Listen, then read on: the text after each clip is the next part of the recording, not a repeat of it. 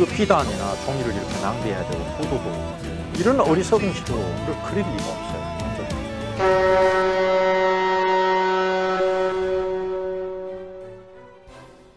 강리도 탐험을 시작한다. 돛을 올린다. 안녕하세요, 여러분. 안녕하세요. 네. 강리도를 중화주의적인 세계상이라고 하려면 강리도가 이렇게 생겼어야 하는 거예요. 그렇죠. 그런데 이주도하고 강리도는 얼마나 차이가 큽니까?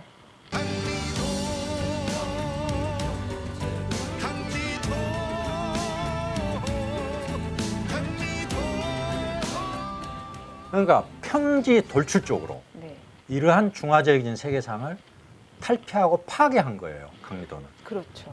이 지도를 대조해 보면은 그걸 알 수가 있죠. 굉음 같은 거예요, 강리도는.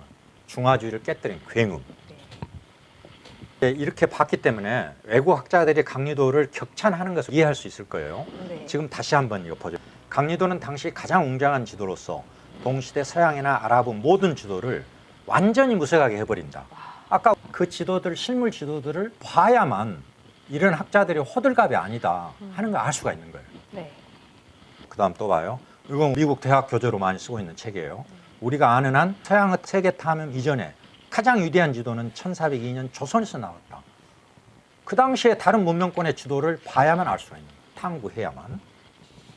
강리도는 서양 중심의 세계관을 단숨에 뒤엎는 것으로서 볼수록 충격으로 다가온다. 지도 영역이 모든 사람을 경악하게 한다. 지도 영역이 중화주의적인 영역이라면 모든 사람이 경악하겠습니까? 강리도는 역사학계에 큰 진동을 불러일으켰다. 진동, 이거 한자 그대로 해석하면 부르르 떨게 만들었다는 뜻이에요. 중국 사람들이 과장이 있지만 이건 과장이 아닐 거예요. 그럼 우리 지리학자는 어떻게 보냐? 양보경 네. 지리학자 지도날 선포하신 주요. 이 지도는 동서문명의 교류를 보여주는 흔적들이 가득 담겨있는 귀중한 세계적 문화유산이다. 이 지도는 기본적으로 중국, 한국, 일본의 지도학적 성과를 바탕으로 고대 그리스 시대, 중세 이슬람의 지도학적 지식, 유럽, 아프리카, 아라비아의 많은 지명들이 동서문명의 교류로 포함될 수 있었다. 굉장히 웅장한 해석이에요. 웅숭 깊은 해석. 이게 강리도가 세계사적인 의미를 갖는 그걸 짚어주고 있는 거죠. 그러니까 외국 학자들이 이렇게 막 찬사를 보내고 이걸 보면서 우리나라 역사 선생님들 좀 네, 굉장히 이 상반된 반응을 보면서 한국의 그 교과서나 그동안에 강조했던 부분과 외국 학자님들이 이렇게 다르게 이렇게 표현하는 거 보면서 이 유튜브를 보신 분들은 좀 놀라실 것 같아요. 강리도를 오래 탐구하신 작가님께서 꼭 하시고 싶은 말씀이 있을 것 같아요. 강리도는 정말 중화적인 지도인가? 이제 근본적인 의문으로 한번 돌아와야 되지 않겠어요? 한국에서는 강리도 중화적인 지도라고 많은 학생들이 가르침을 받고 있으니 네. 정말 중화적인 지도인가? 외국 학자들은 아니라고 하고 한번 우리가 상식만 가지고 한번 따져봐요. 깊은 해박한 학술적인 거 빼고 상대적인 비례를 기준으로 보면 한국이 중국보다 훨씬 크게 그려져 있어요.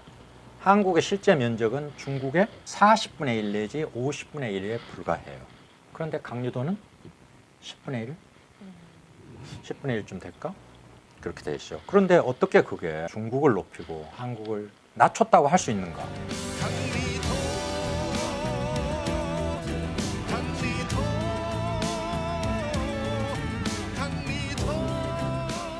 중화론자들이 항상 농고로서 삼고 있는 게 뭐냐면 중국을 중심에 뒀다고 해요. 그래서 중국 중심의 세계상이다. 그러면 조선을 중심에 두면 중화주의적인 지도가 아니겠죠? 조선을 중심에 두면? 네. 우리가 조선을 중심에 두고 지도를 한번 그려봅시다. 조선을 중심에 두고 지도를 그려봐요. 어떻게 되겠습니까? 어떤 지도가 되겠습니까? 이런 지도가 됩니다. 아메리카 대륙은 존재를 모르니까 네. 오른쪽에 텅 빈 비단이나 종이를 이렇게 낭비해야 되고 구도도 이런 어리석은 지도를 그릴 리가 없어요. 선조들이. 이런 지도를 그리지 않았다고 중화적인 지도다.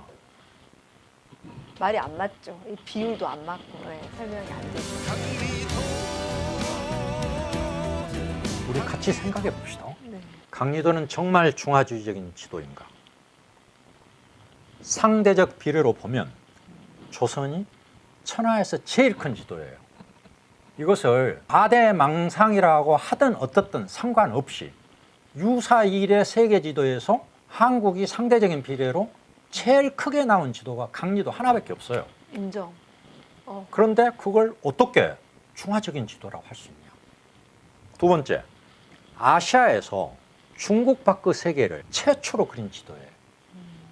지금 보면은 중국과 한국이 너무 크니까 중국 밖의 세계가 좀 소홀히 된 것 같지만 그 당시까지는 유사일의 최초로 아시아에서 중국 밖의 세계를 그린 지도예요. 어떻게 중화적인 지도입니까?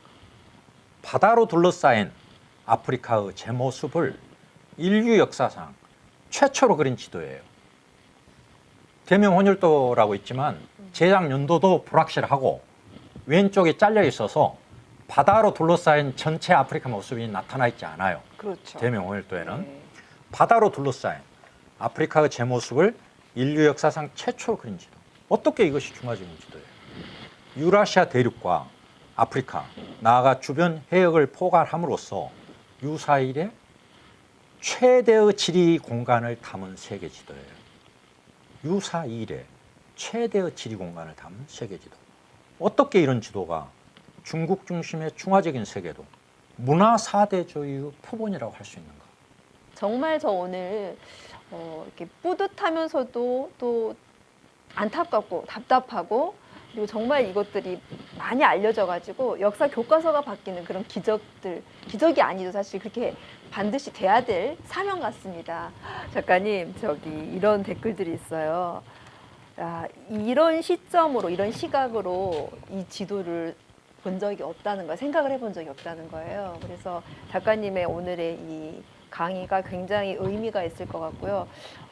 참 우리가 이 지도를, 강리도를 홀대했구나를 넘어서 너무 몰랐구나. 그리고 왜곡시켜서 해석을 하고 있구나. 이제 굉장히 반성이 되고 역사 관계자분들께서 이걸 꼭 보시고 이거 다시 고쳐 나가야 된다라는 그런 그 마중물이 됐으면 좋겠다라는 생각을 해봅니다.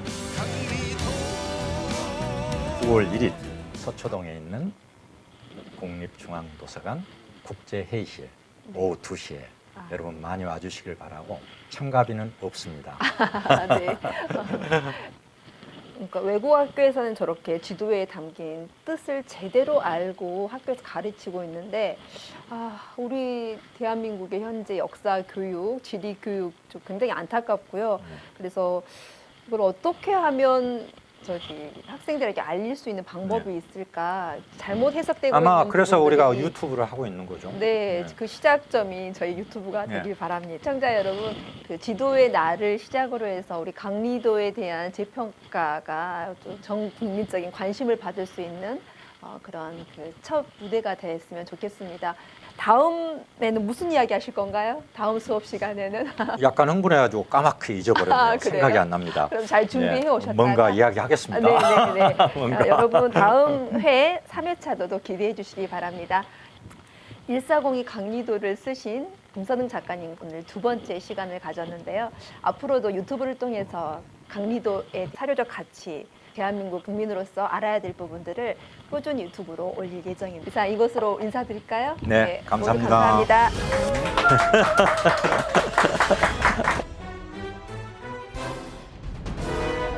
140이 강리도 책 제1장 돛을 올리며가 끝났다.